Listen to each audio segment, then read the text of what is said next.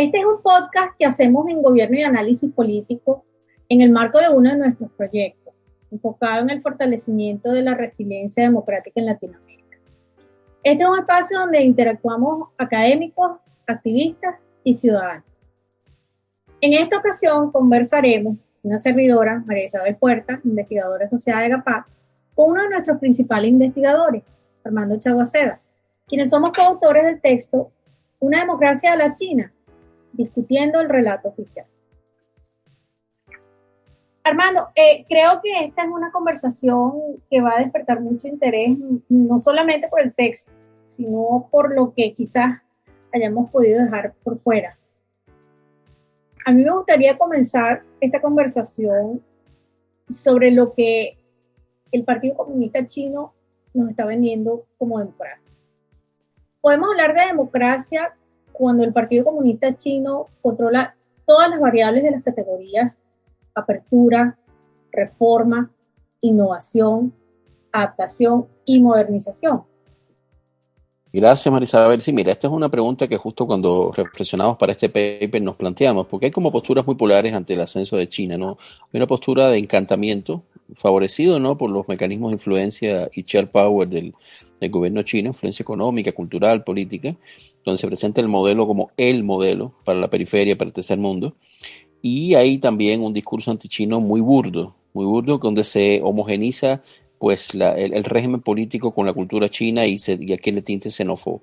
Nosotros creemos de lo que se trata y es lo que hemos un poco platicado, es primero ubicar exactamente dónde está lo criticable y hacerlo con el mismo rigor que analizamos y criticamos el funcionamiento de las democracias occidentales, ¿no? Entonces, lo primero es que hay que tener precisión conceptual. Y justamente el discurso del modelo chino es un discurso que carece de rigor conceptual. ¿Por qué? Y ponemos un ejemplo polar. Así como es innegable que China ha tenido un éxito en crecimiento y en desarrollo económico histórico, son récord históricos, eso en términos de cualquier concepto y medición de desarrollo y crecimiento, independientemente de las variables que podemos discutir, el costo ambiental, la desigualdad, pero el hecho cierto, innegable, es que ese modelo de gobernanza ha tenido un crecimiento y un desarrollo impresionante que ha sacado a la población de niveles de pobreza, ha producido desigualdad, pero ha tenido un gran crecimiento y ha proyectado a China como la segunda potencia económica en el momento, con expectativa de ser la primera. O sea, eso es un dato. Y en la medida que somos rigurosos conceptualmente, decimos que efectivamente puede aplicar el concepto de éxito de modelo de desarrollo en China.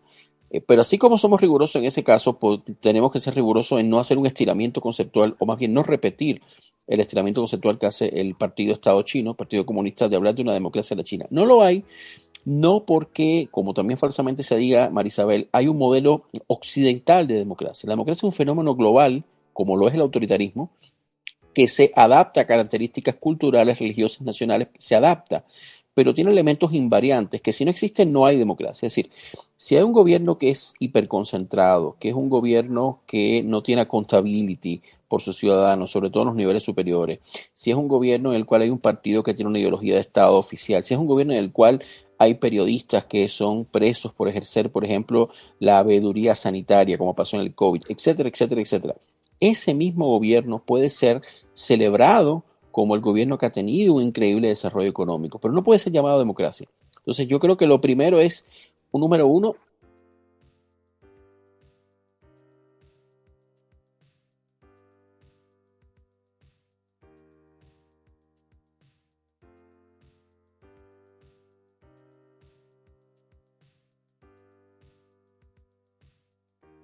evitar el estiramiento conceptual por razones políticas. Si todo es democracia, nada es democracia. Pasa como con populismo. Si todo es populismo, nada es populismo.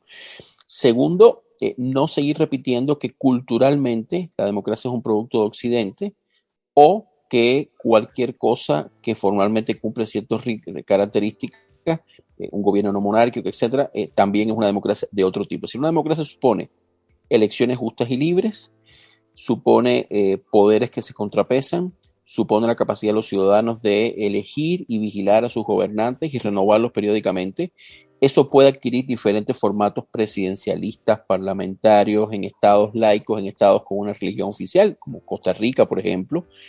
Puede ser democracias confucianas, como las de, bueno, las de la propia zona cercana a China, Taiwán, culturas confucianas, es decir, pueden ser cristianas, pueden ser, pero lo que no puede ser una democracia es un régimen en el que hay un partido único oficial y pequeños satélites comparsas que no son partidos, porque de plano desconocen la posibilidad de quitar al partido oficial, de competir con él, y donde cualquier ejercicio de los derechos ciudadanos está severamente restringido a lo que decide la élite de ese partido de Estado.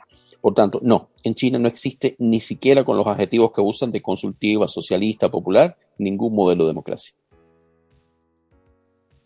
De acuerdo, creo que eso resume bien esa concepción democrática, por supuesto, ajena completamente a la noción que tenemos, y como bien lo dice, no es un constructo occidental, porque ha sido adoptada por él y desarrollada también. Ahora bien, sabes que en el texto, en el white paper de China, en esta especie de estrategia de mercadeo de la democracia a la China, ellos mencionan la pluralidad, ¿no? Que no es solo el Partido Comunista, sino que hay una coexistencia, un esfuerzo cooperativo con otros partidos. ¿De qué pluralidad hablamos cuando los límites del consenso los establecen el Estado Partido Comunista Chino?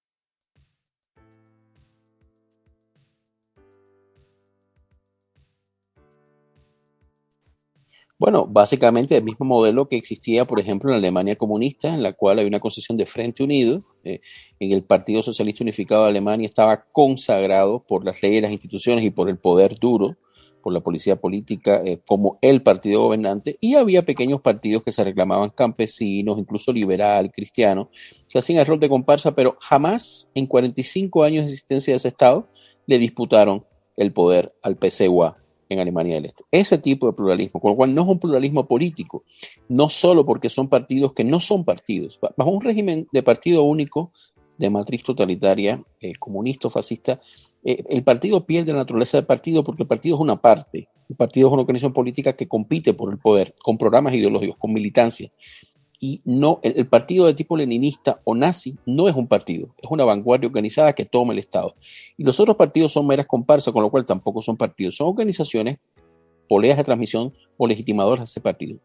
Lo que existe en una sociedad como la China es una creciente diversidad social, producto de las reformas de mercado, que ciertamente el Estado intenta procesar con instancias de participación local, foros de consulta, pero todo eso más bien encajaría, ¿verdad? Y es lo que tratamos de decir en nuestro artículo, en una variante de autoritarismo con rasgos consultivos, tecnocráticos, modernizadores, correcto, pero no en ninguna forma de pluralismo. No hay pluralismo donde hay una ideología oficial.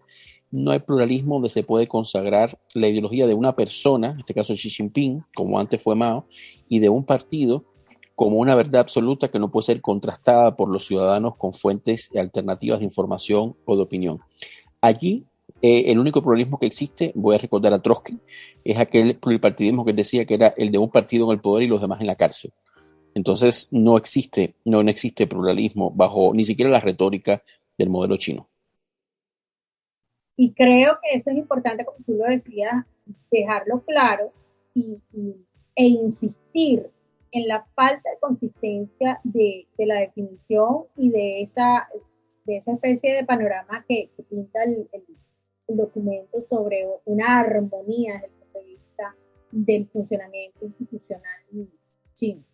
Ahora bien, partiendo de lo que decías acerca de cómo opera el Partido Comunista Chino y cómo utiliza esa estructura, en esta suerte de democracia centralizada, debemos entender que la participación se limita a la consulta, pero no necesariamente al voto, que es un aspecto fundamental de la democracia como la entendemos.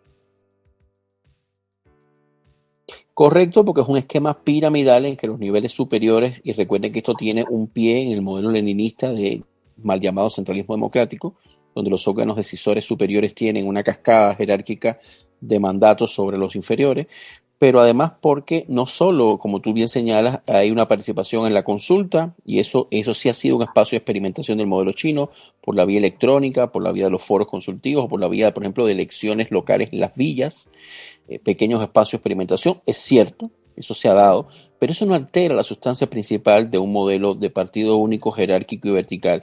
Y por otro lado, no solo está proscrita la participación en tanto competencia por el voto, está proscrita también la manifestación pacífica más allá de reivindicaciones sectoriales o locales que, a pesar del control del Partido Comunista, insisto, la propia naturaleza de la reforma capitalista ha generado. Es decir, hay protestas ambientales, hay protestas obreras, hay protestas campesinas que derivan de una sociedad más compleja y donde el mercado ha generado desigualdades. Pero cuando esas protestas intentan articularse, obtener una expresión política, así sea en el ámbito local, son aplastadas.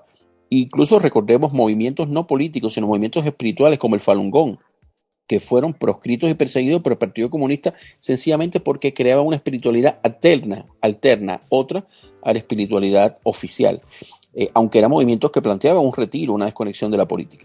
Entonces, la participación es, como tú bien señalas, como señalamos en el artículo, consultiva, movilizativa para campañas como los Juegos Olímpicos, la vacunación, de control incluso comunitario, es decir, los comités de vecinos controlan el movimiento en el barrio, se ha visto en la pandemia y se veía antes, y esto se ensambla con el modelo de crédito social y de control panóptico de la tecnología, ¿no?, que se ha publicitado tanto.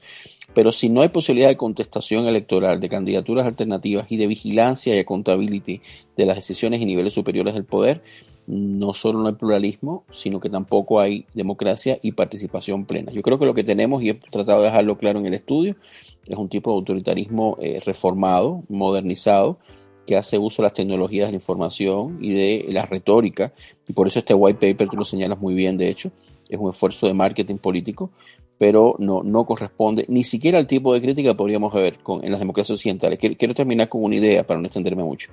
En China sería imposible que este white paper, que no hace más que una alabanza al régimen político, produjera un documento como lo que produce Freedom House, por ejemplo, sobre la democracia norteamericana. Es decir, en Estados Unidos, Freedom House, que es una institución que estudia la democracia, publica un informe anual en el cual China es severamente criticada porque no es una democracia, pero lo es también Estados Unidos. Y lo es severamente por los sesgos raciales, por los sesgos de desigualdad, por la corrupción del voto, por el poder del dinero. Cuando en China, una Freedom House china puede hacer un informe análogo criticando el poder del Partido Comunista y de Xi Jinping, estaremos hablando de una igualdad de condiciones. Mientras tanto, es un estiramiento conceptual con fines políticos. Creo que esta conversación va a ser muy poderosa en el sentido que va a generar más debate necesario seguir trabajando el tema. Ojalá lo logremos. Claro que sí. Gracias, Armando. Me parece que esta conversación ha sido muy, muy sustanciosa. Gracias, Marisabel, por este espacio de democracia, aquí sí, participativo y no solo consultivo.